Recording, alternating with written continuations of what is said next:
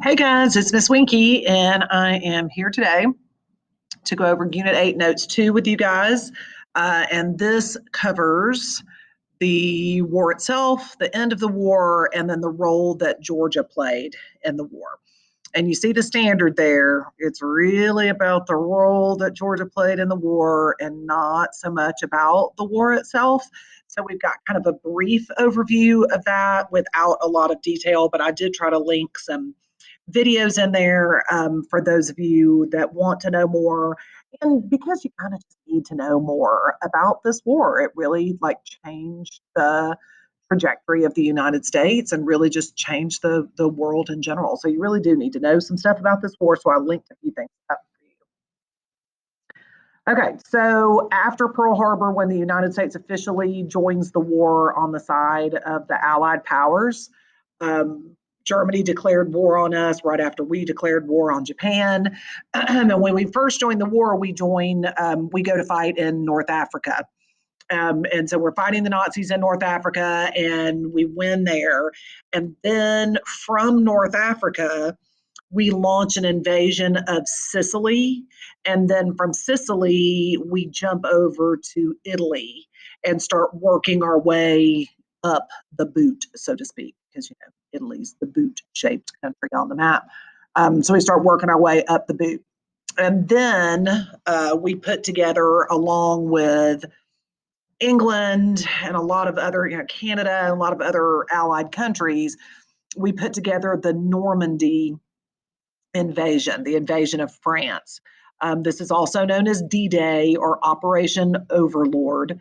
And the goal of that invasion was to liberate France and really to liberate Europe from the Nazis. So if you click here, there's a video here about the D-Day invasion that kind of talks about what happened and how it is the turning point of the war in Europe. After D-Day, Hitler had kind of been on a roll up until that point, other than, invading Russia, which was super stupid. He'd kind of been on a roll up to that point, and then things go downhill for him quickly after the successful D-Day invasion. So be sure you click on that link and watch that video. Germany, after losing at Normandy and after losing many other battles, ends up being defeated in May of 1945. So in the Pacific, because once Germany surrenders, we're still at war with Japan. So, whereas Europe felt like they were done, once Germany surrendered, the United States was definitely still actively involved in the war against Japan, with help from our allies, of course. So we're still involved in the war in the Pacific. So at the same time as Japan attacked Pearl Harbor, they attacked a bunch of other Pacific islands on the same day and pretty close to the same time, and took those islands over. And so the US ended up using a strategy called island hopping, where they would attack one island that Japan had taken over, take it back from the Japanese, and then use airstrips from that island to launch an attack on another island. So by doing this, they were able to kind of hop from island to island through the Pacific Ocean, and they were forcing the Japanese to basically retreat back to Japan. Um, we really did not have a big win until the Battle of Midway. That's one that's interesting to research if you're interested in that kind of stuff. That was really the turning point for us, when we broke the Japanese code and were able to figure out where all their ships were, and sink one of their aircraft carriers and a lot of their other ships. And then eventually we're able to push the Japanese all the way back to Japan. So then the United States and allies have to decide, are they going to invade Japan? Like, is it worth invading Japan, where they knew that every man, woman, and child in Japan would fight to defend their country, and that, thousands would die, not just on the Allies side, but thousands of Japanese civilians would end up dying as well. So they had to decide, whether this invasion was going to be worth it. And there was a new weapon that was being developed at this time, in a top secret project called the Manhattan Project. And so President Truman, remember by 1945, FDR has died, and his vice president, Harry Truman, has taken over as president of the United States. And he ends up making the decision to drop the atomic bomb on two cities in Japan, Hiroshima and Nagasaki. And both of them were military targets. Like those cities both had things there that were of military value, like military production and things like that. And so they were both military targets, but there were many civilians that were still in the area that were still there. And so the bombs were dropped in August of 1945, and Japan ends up surrendering after those bombs are dropped. And you can see on the map, there's Hiroshima and there's Nagasaki. Okay. If you click here, there's a video that talks about Japan's surrender and the name of the ship where it happened. So you can click there to watch that. Let me get my power pointer back. You know I like my power pointer. Okay, so we had the who's who in the last section of notes, and all the the different key players in World War II. So here's how things end up for all of them. Again, Hitler, and so you probably already know what ended up happening with him. So the Allies are coming at Berlin from the west. The Russians are now closing in from the east, and Hitler ends up taking his own life, ends up committing suicide in a bunker in Berlin in 1945. And after his death, the other military leaders end up surrendering relatively quickly. So that's what ends up happening to Hitler. And then Mussolini, Italy ends up surrendering to the Allies back in September of 1943. They actually secretly surrendered. The partisan groups in Italy actually secretly surrendered to the Allies right after the invasion of Sicily. And they didn't want the Nazis to know, though, because they were afraid that the Nazis would just completely take over Italy if they found out. So they surrendered in secret and then helped the Allies run the Nazis out of Italy. So Mussolini was already on the way out all the way back in 1943. He tries to escape Italy in 1945, and he's caught and is executed by his own people. If I remember correctly, he was shot. He and his girlfriend were both shot and were basically publicly displayed. Their bodies were publicly displayed in the streets in Italy. It was pretty savage. Tojo, remember we talked about him being basically the prime minister of Japan, was considered to be a key military leader and a key leader in Japan's strategy of invading other nations. And so he and other Japanese leaders, after the war is over, end up being put on trial for war crimes.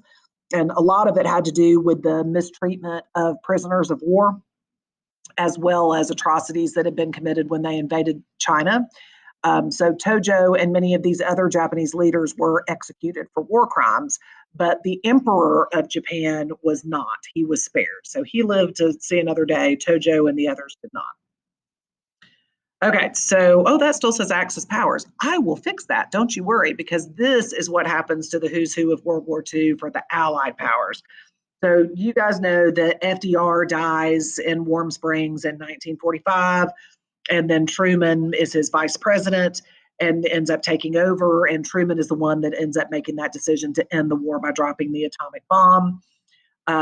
Dwight D. Eisenhower, who, if you watched the D-Day video and completed your assignment for this week, then you know that Eisenhower is the person who was the supreme Allied commander for all Allied forces at D-Day.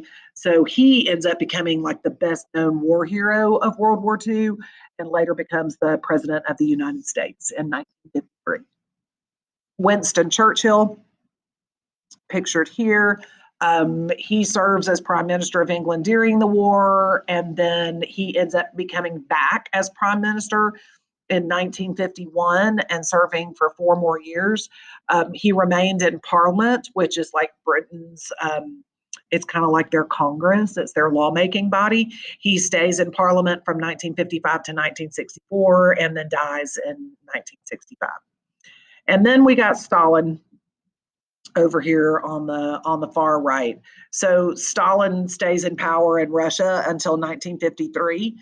And of course, his rule, oh, sorry, you caught my yawn. His rule in Russia had a whole lot of dictatory bad stuff. You know, Stalin was not the kindest man to his people. He gets involved in the Cold War. There are issues with anti-Semitism in Russia with him in charge. And then there was also like a huge famine in Russia while he was in charge. And then eventually one of his successors like de-Stalinizes Russia. Okay, so now we got to get back to Georgia and talk about Georgia's role in the war. All right, in terms of people, there were 320,000 Georgians who fought in World War II. There were 7,388 Georgians who died in battle, and 8 Georgians who received the Medal of Honor, and that's what these pictures are over here, the Medal of Honor for bravery in World War II. And what you might not realize is that each branch of the military has its own version of the Medal of Honor, and the Medal of Honor is the highest award that you can get for bravery when you serve in the armed forces. So click this link, and it's just a quick video that explains what the Medal of Honor is, how many people have won it, and you know what the criteria for that are and how that's changed over time. All right. We were definitely a huge factor in providing military support for World War II. Remember, in World War I, we talked about how Georgia had more military bases than any other state. And in World War II, those facilities just continued to grow, just continued to get larger. Over here, you'll see a picture from Fort Benning in Columbus, where soldiers are being trained, because you remember that the forts in Georgia provided military training and supplies. So the military facilities provided training for soldiers, hospitals and medical research. We still had prisoner of war camps, and we still provided supplies for the military, and we also trained people in aircraft repair in Georgia. Fort Benning, which we talked about in Unit 1, ended up being the largest and really the best infantry facility in the United States during World War II. That one's located in Columbus, Georgia. I might have mentioned it before because they trained paratroopers at Fort Benning, and paratroopers, of course, were used in the D-Day invasions to parachute in behind enemy lines, and they were being trained at Fort Benning. If you click here, there's a video about Fort Benning that kind of gives you a little bit of history from its days as Camp Benning all the way through its World War II history as Fort Benning. So check that out. All right, so another thing that Georgia contributed to the war effort was building planes, specifically B-29 bombers, and that happened at a place in Marietta, Georgia called Bell Aircraft. So click here, and there's a video on Bell Aircraft, and it's actually kind of like a promotional video for Bell Aircraft that was filmed in the 1940s.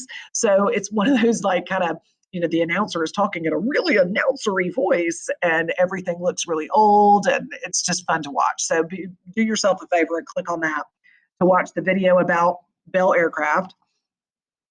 So it opened in 1943 in Marietta, and it was one of the nation's largest defense plants. And what they did was build B-29 bombers, which at the time were the most technologically advanced bomber planes that the United States had. At Bell Aircraft, they produced more than 650 of those by the end of World War II, which when you think about it, World War II ends in 45, and it just opened in 1943. So in just 2 years, they produced 650 of those planes. And when you watch the video, you can't help but be impressed at how big this facility is. And the planes are just lined up from end to end as they went through and assembled them. So check that out. There were 28,000 workers employed there. And that's good for the economy, right? When you got people working in a factory like that, that's good for the economy. And ladies, there were also 6,000 women employed at Bell Aircraft.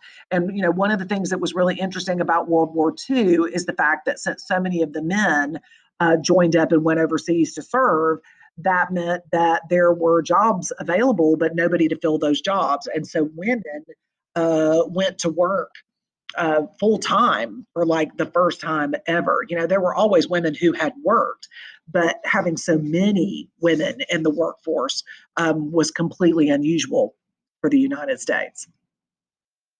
So after the war, the Bell aircraft plant ended up closing because obviously we didn't need that many B-29s. And it closed until 1951. And then 1951, a company called Lockheed Martin, which you might have heard of before, took over the Bell aircraft facility. And it still operates there today. And they employ like almost 8,000 people. At one point, Lockheed Martin was actually one of Georgia's biggest employers after World War II. Okay, so another factor for Georgia's contributions to World War II would be the shipyards that we had in the state. If you click here, or that we had in the state, if you click here, there's another short video that talks about Georgia's shipyards, shows you some of the ships that were built there, and some of the people that worked there talk about what they remember. We built 187 cargo ships in Savannah and Brunswick. And you might remember from Unit 1, Georgia's geography, that Savannah and Brunswick are the two cities that have Georgia's deep water ports because they had to have water deep enough for these really big cargo ships to sail in and out. They were nicknamed Liberty ships, and they were, like I said, cargo ships, and they carried everything from people, ammunition, tanks, jeeps. They even carried airplanes on board these ships. There were around 45,000 men and women who literally worked around the clock. There were day shifts and night shifts so that they could keep working continuously in order to build these ships as quickly as possible. And one of the things that they talk about in the video is, I think they do, I watched so many videos last night, I can't remember. They talk about how quickly they were able to build these ships, that like during World War I, it would take several months to build one of the Liberty ships, but that, by the time they got really good at it during World War II, they could build one in like weeks. So when you look at the size and the scale of those ships, that's quite remarkable. There were a lot of women that worked at the shipyards as well, and then many of these ships ended up being named after famous Georgians. Okay, so back home, the people that weren't fighting in the war, a lot of them worked in, the defense industry to try and, build planes and, the ships that we just talked about and other things like that. But people that weren't working in those industries had to figure out ways to try to help the war effort as well.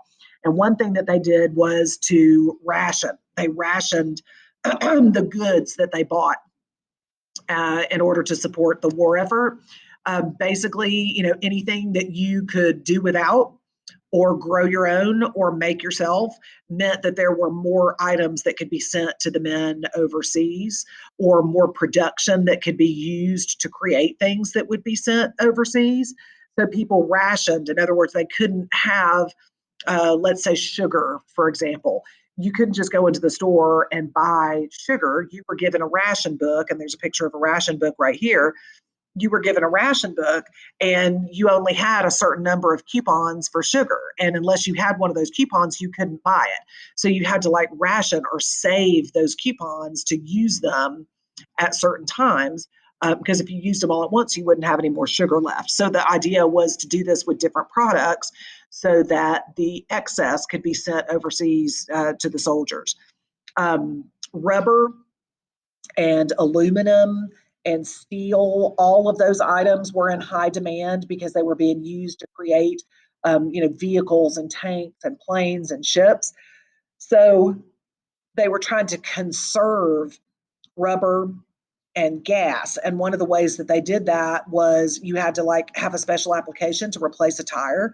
So they were trying to get people not to drive as much so that they wouldn't use as much gas and they wouldn't wear down the rubber on their tires as quickly and need them to be replaced. So that the way there would be more rubber available to use to create vehicles for defense. Gas purchases were limited or rationed, and the speed limit was set at like 35 miles an hour to try to discourage people from driving. Like I mentioned earlier with the example of sugar, food was rationed by points, and you got these little coupon books that told you how many points you had.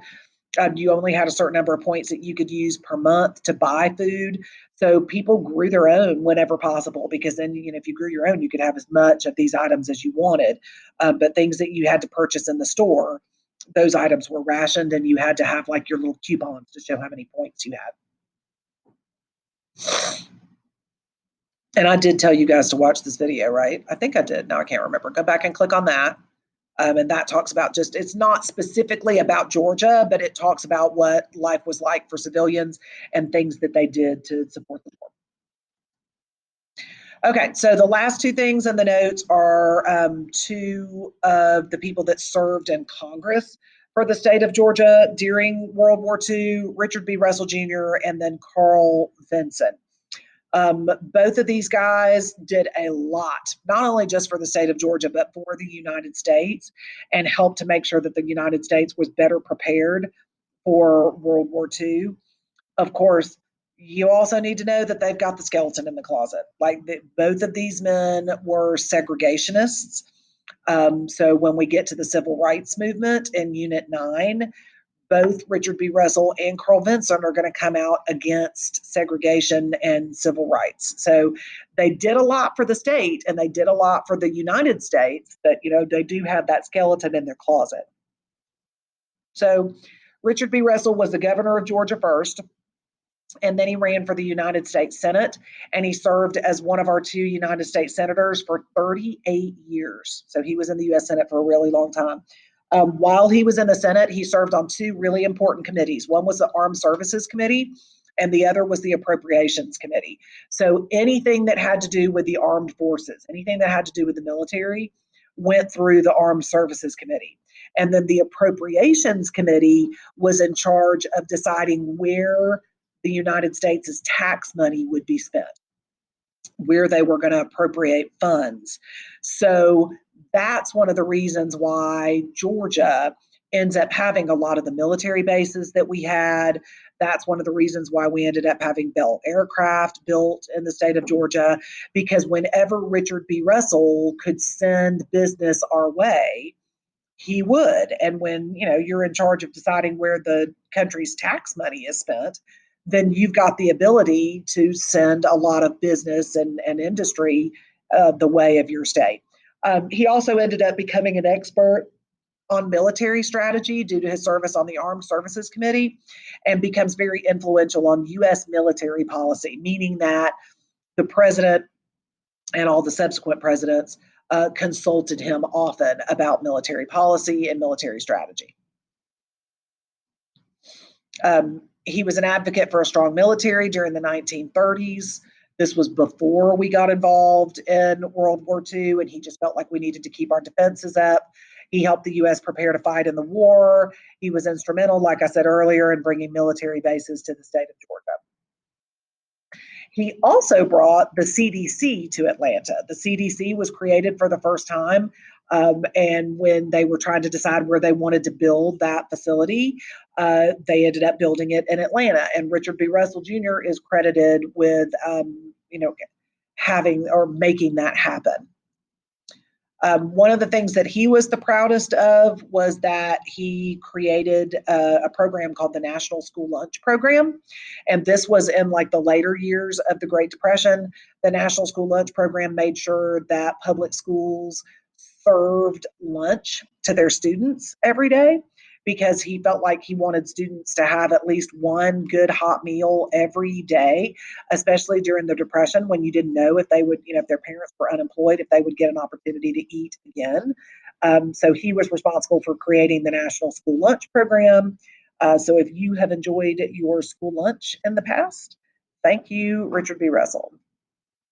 And then again, the negatives for Richard B. Russell would be that he was a segregationist. He was a segregationist and was unfortunately opposed to a lot of the civil rights bills that came through Congress in the late 1950s and 1960s. Okay, so here's Carl Vinson. I've actually got a video for you to watch on him. So if you click right here, there's a quick video about Carl Vinson and his career. He served in the United States House of Representatives and worked really hard to build up the United States' Navy in the 1920s and the 1930s. He became known as the father of the Two Ocean Navy because he sponsored a bill called the Two Ocean Navy Act in 1940. He felt really strongly that we needed to have a fleet of ships in both the Atlantic Ocean and the Pacific Ocean. And so by passing this bill, we increased the size of the United States Navy by like 70%. And this happens right before Pearl Harbor. So if it hadn't been for Carl Vinson, it's possible that we would have had even fewer ships following the Pearl Harbor attack. Another thing that the Two Ocean Navy Act did was made it easier for shipbuilders to build ships, especially aircraft carriers. And nobody knew it at the time, in the early 1940s or late 1930s. Nobody knew it yet, but the aircraft carriers were going to end up being the most important ships in World War II, especially in the war in the Pacific, where they were traveling from island to island. When you're out in the middle of the ocean, you don't have anywhere to launch planes unless you're on an island. Well, aircraft carriers give you the ability to launch planes from anywhere in the ocean because you can do that from the carrier. Vinson is the reason that we had the shipyards at Brunswick and Savannah. He helped us get the contracts for that so that we could build the Liberty ships there.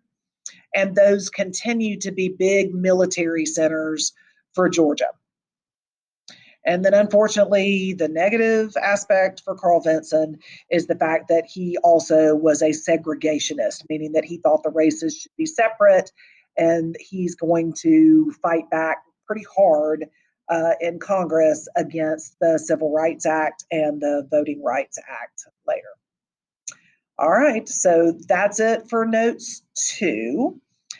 So go and work on your review and practice. Shout out to Ms. James's class if you're joining us and any of my live students who are working from home. Hope you guys have a great day, and I'll talk to you again when we get to notes 3. Bye.